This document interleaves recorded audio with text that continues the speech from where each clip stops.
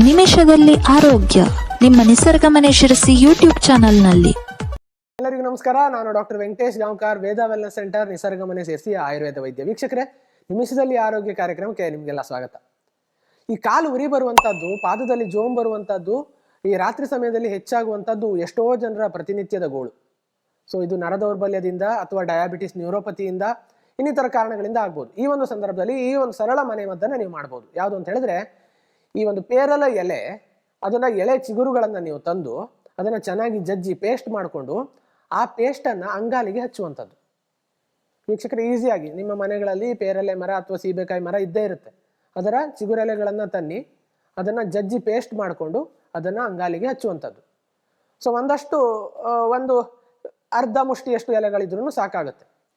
So ಈ ಒಂದು ಪ್ರಯೋಗವನ್ನು ನೀವು ಪ್ರತಿನಿತ್ಯ ಮಾಡೋದು ಬೇಡ, ಒಂದು ವಾರದ ಕಾಲ ಮಾಡಿ ಮತ್ತು ಕೆಲವು ದಿನಗಳ ಕಾಲ ಗ್ಯಾಪ್ ಕೊಡಿ, ಮತ್ತಷ್ಟು ಚಿಗುರೆಲೆಗಳು ಬೆಳೆಯೋಕ್ಕೆ ಅವಕಾಶ ಮಾಡಿಕೊಡಿ.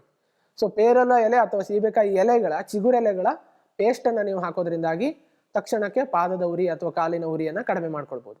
ಈ ಸರಳ ಪ್ರಯೋಗವನ್ನು ಮಾಡಿ ನಿಮ್ಮ ಸ್ನೇಹಿತರೊಂದಿಗೂ ಈ ವಿಡಿಯೋವನ್ನು ಶೇರ್ ಮಾಡ್ಕೊಳ್ಳಿ ಅಂತ ಕೇಳ್ಕೊಳ್ತಾ ನಮಸ್ಕಾರ.